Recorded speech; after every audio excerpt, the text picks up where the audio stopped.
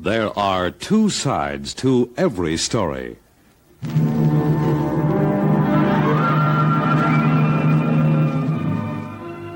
The National Broadcasting Company presents the vivid drama of life itself.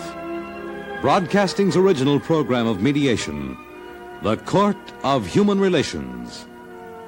And now the man who has familiarized millions of people with the idea of mediation, helped to make it a creative force in American life. A.L. Alexander. I suppose if you're going to quote, there's nothing more quotable than the Bible. And we're all familiar with the second chapter of Genesis, and it's in Matthew 2 in the 30th chapter, about a man cleaving to his wife, clinging to his wife, and of course a wife to a husband. But whomever it is that is responsible for language surely did a terrific job at mixing things up, because another and even more common usage of the word cleave, spelled exactly the same way, is to split apart, as in meat cleaver. Now, how did that happen? Perhaps Miss Hurst and Dr. Foster and Dr. Montague, perhaps there's the answer to a lot of the present-day woes, getting those cleaves mixed up. But by way of finding a better answer, you're invited to witness an actual mediation proceeding in which the parties in disagreement, the actual persons involved, have agreed to abide by the decision of an impartial board. Now, this is case number 3804, and here's the complainant. Mr. Alexander, members of the board, if a man is married, and not divorced, and is not separated, isn't he supposed to have a wife? Isn't that the real purpose of a man getting married? I've been a teacher and principal for a long number of years. And I've come to the point of making up my mind to break away from the narrowness and the provincialisms of a community that lives in the long-forgotten past. So I've come here to New York and tried to establish a home and make a place and cut away the shackles of the past. I'm in the midst of doing just that. And at this time, my wife, who's supposed to be a helpmate and companion, wants to pack up and go back to a community 1,000 miles away. 1,000 miles away to a community barren without intelligence or justice. And as far as I'm concerned, it's away from civilization. I want to know if I am married. It seems to me that I'm really not married after all. It's just like being married and not married. Mr. Alexander, members of the board. My husband is a fancy man and a fastidious man. I can't eat that, and I can't pay bills with it.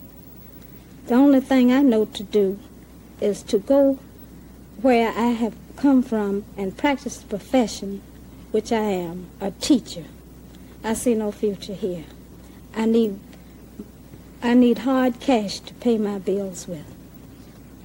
Well, your husband says that he wants to establish a home and a marriage and have love, and he feels that you ought to be associated with him in doing that and remain up here and establish a home with him.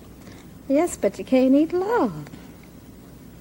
Well, now, your wife says that she has a position down there as a teacher. Do we understand that you can't be a teacher up here? In other words, there are certain restrictions of an academic nature, and you can be a teacher down there, but so far you're not eligible to be a teacher up here. And so you want to go back where you're familiar ground, and where you have a position really waiting for you.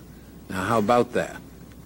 Well, that isn't necessarily true, Mr. Alexander and members of the board. If a person is eligible to teach in one part of the country, if they have graduated from an accredited college, they are in turn eligible to teach anywhere in the United States.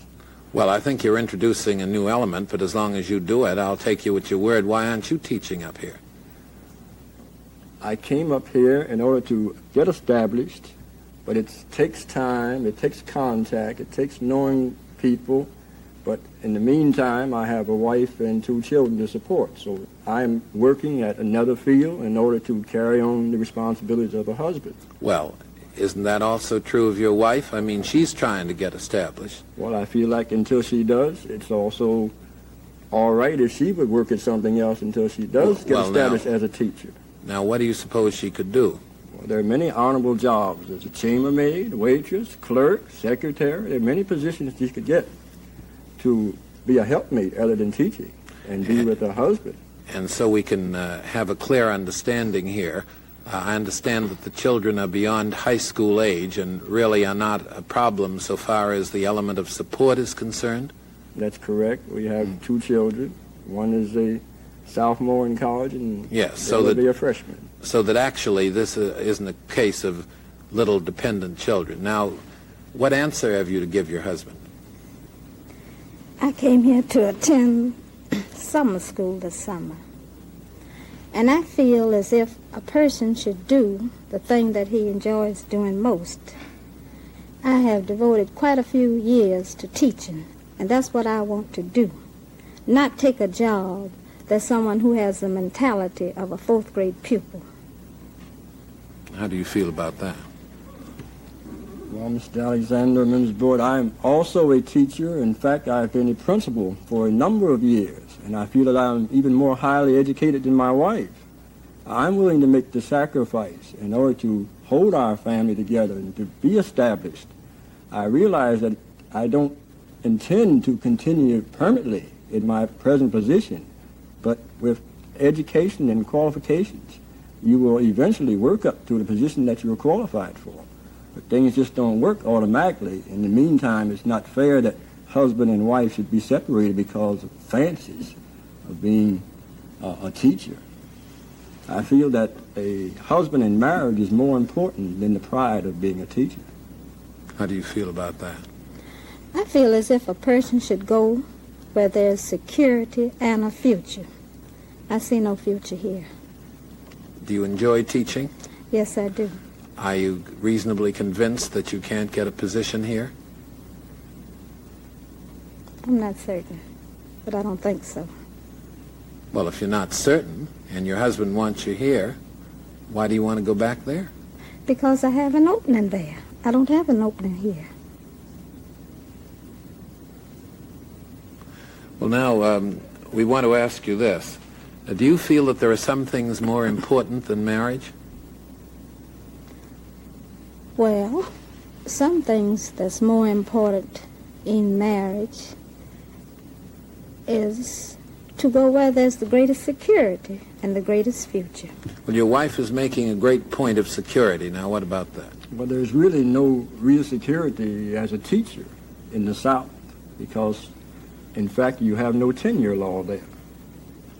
And a tenure law, as you know, is a law that you cannot be fired after several years of service. And there, in fact, my position was taken from me because of no tenure law, just for political reasons. The specific reason that my position was taken. Yes, well, we're going to interrupt you and ask that you don't get into the realm of politics, and also I think that we have to be careful about some of the things that you say. When you say there's no tenure law in the South, that's Tenure. That's correct. You're not speaking of all of the South. You're speaking of a certain state, are you not? Certain state. That's just correct. one state. That's correct. And there's no law there which provides for what?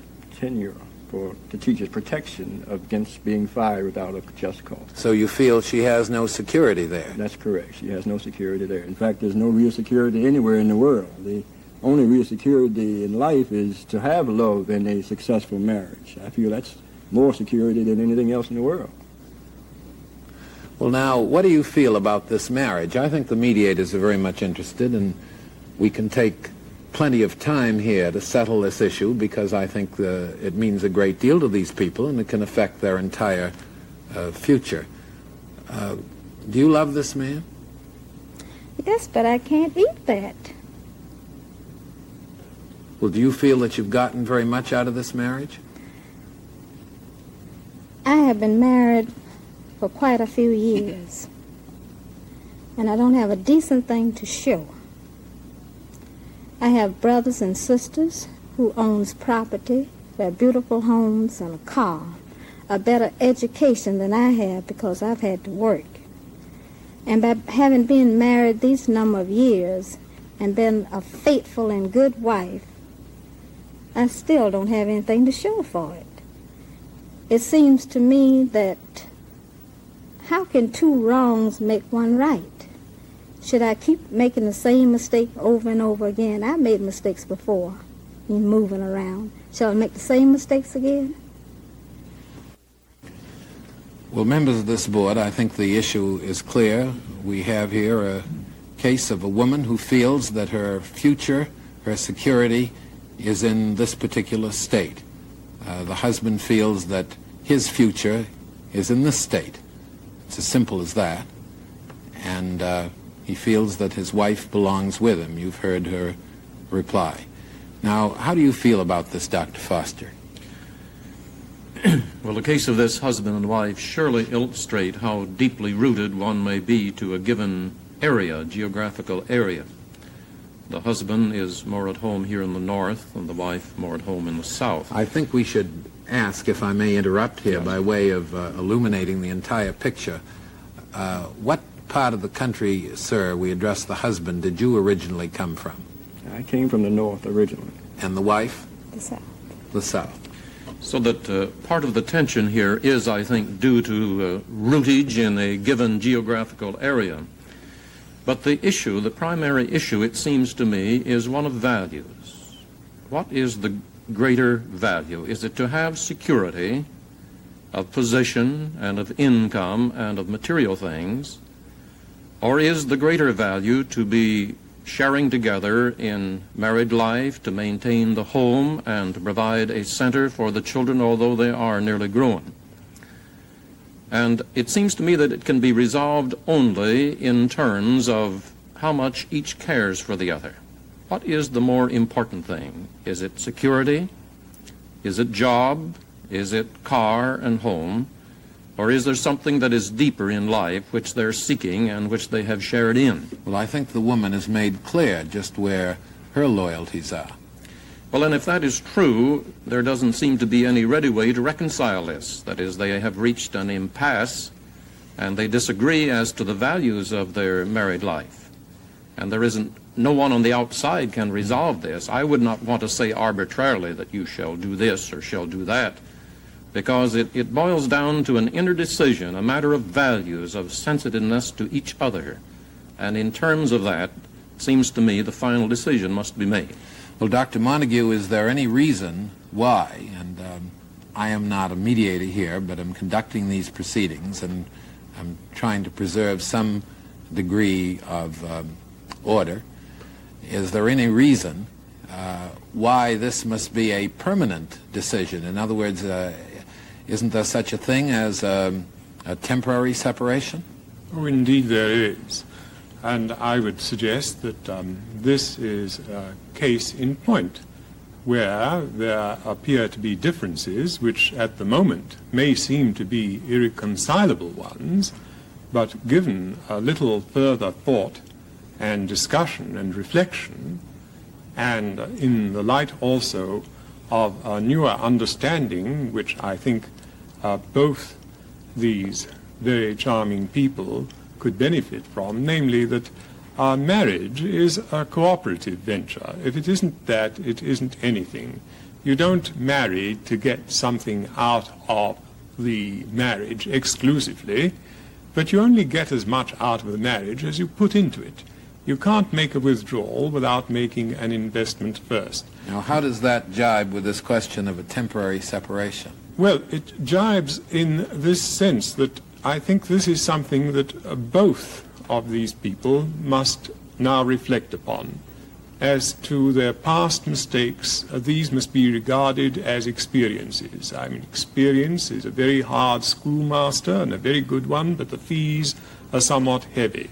Why not make a profit on this past experience and see whether you cannot possibly come to some decision which will be a happy one.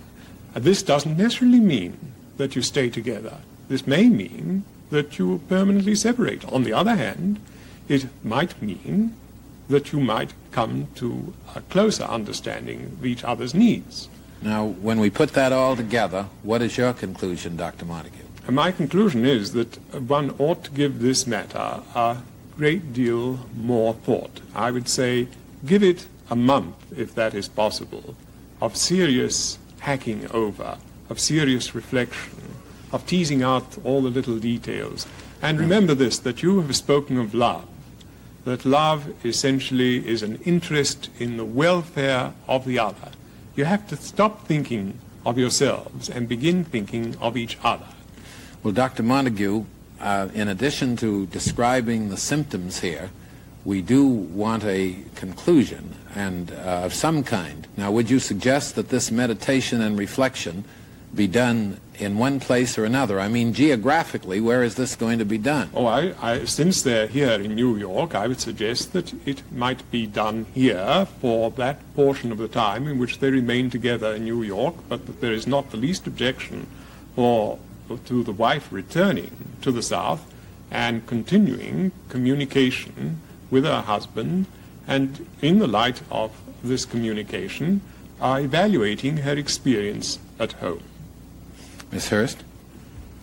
Well, a rather outstanding characterization here to me has been, whether it's conscious or unconscious, the attitude of the wife. Now, you, Mr. Alexander, have asked this lady 2 or 3 times whether she loves her husband. She has been a little evasive. She is disturbed. She is a little bitter. She is thinking of previous experiences. I don't know whether you have uprooted before and tried a change of environment or not, but apparently she is bruised somewhere, and bruised badly. And she hasn't quite the resistance within her that this situation is going to require.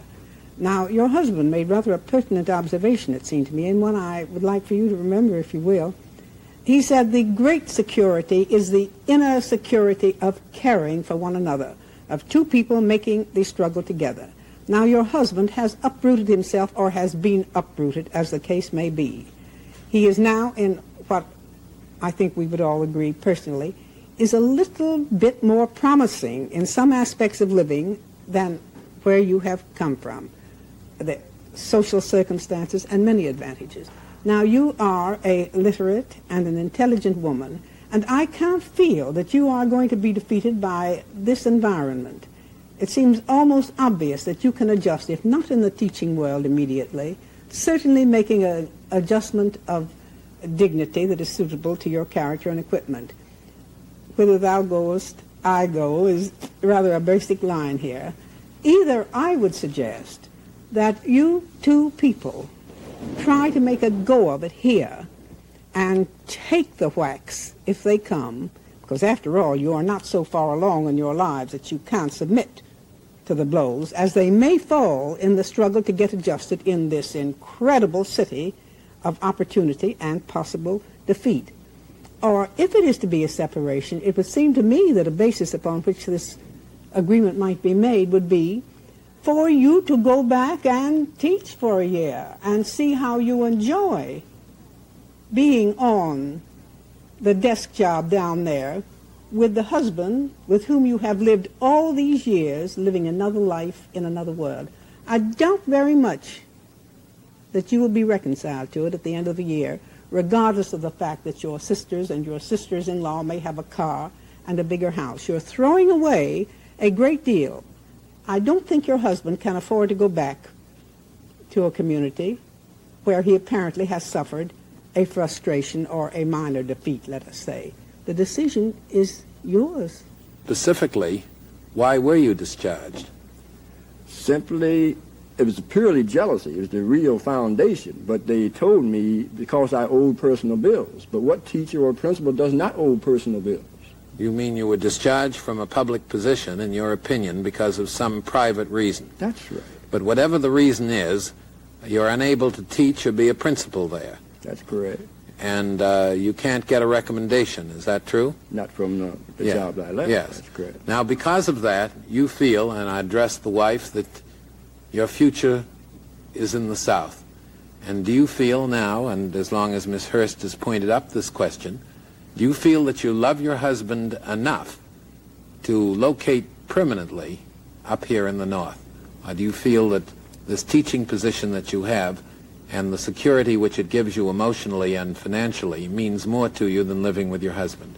Which do you feel?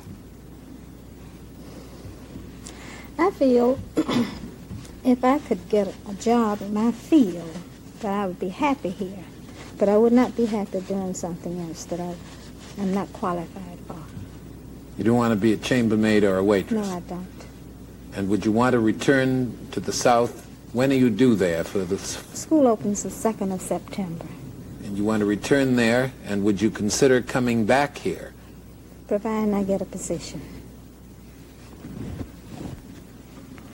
Dr. Montague? This is, of course, a very difficult situation to find oneself in, and all my sympathies are in this particular connection with the wife.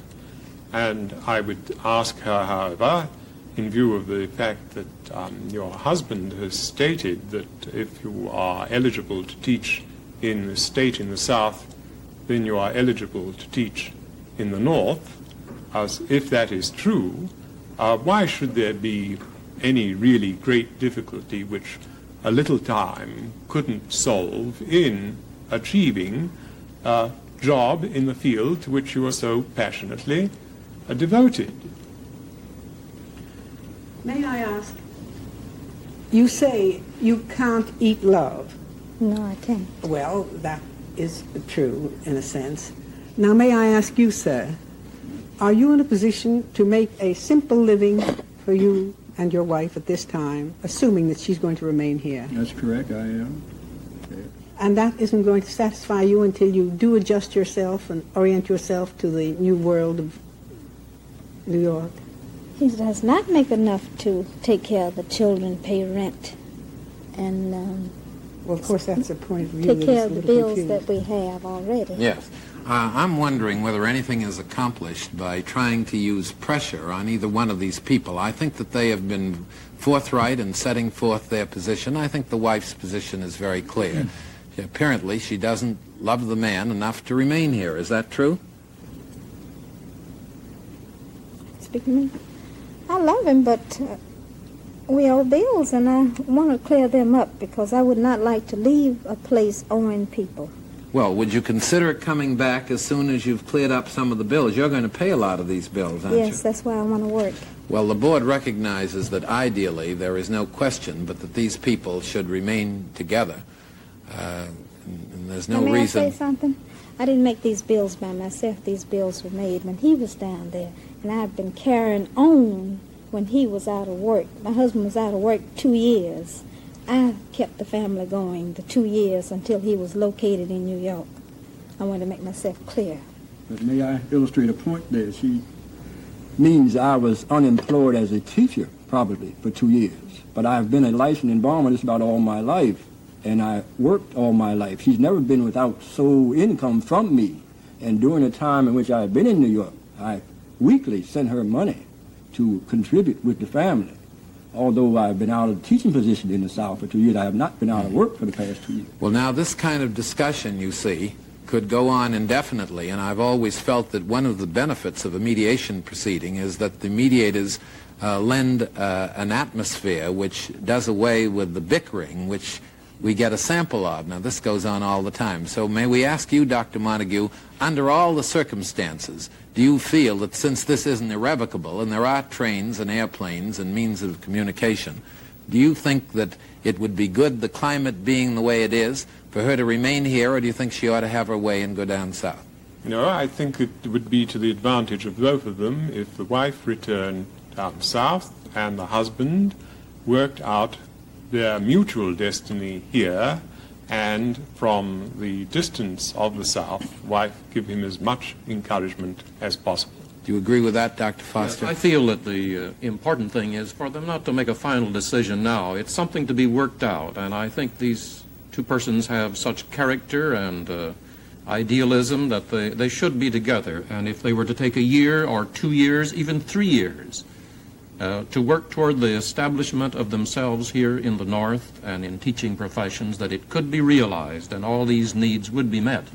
Well, now, Dr. Montague says he thinks that she ought to go down south, and now you say the north. Is that No, right? I meant she should go south and carry on her teaching for a year, 2 years, or 3 years, yes. Ms. Hurst? I agree. I think that it's probably at the time the only solution.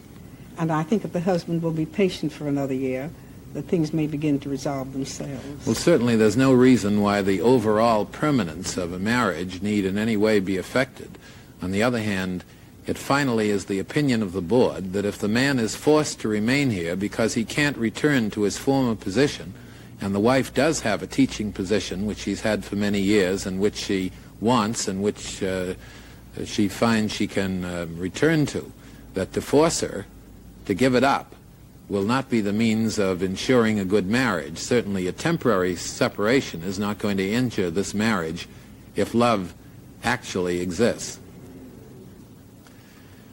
As we express our thanks to our mediators and bring this session of the Court of Human Relations to a close, we think of the urgent need for attitudes of harmony and cooperative effort in our personal relationships. We all know the importance of security and of money. But you know, there is another kind of security. And in this regard, it's been said, it's good to have money and the things that money can buy. But it's good, too, to check once in a while and make sure that we haven't lost the things that money can't buy.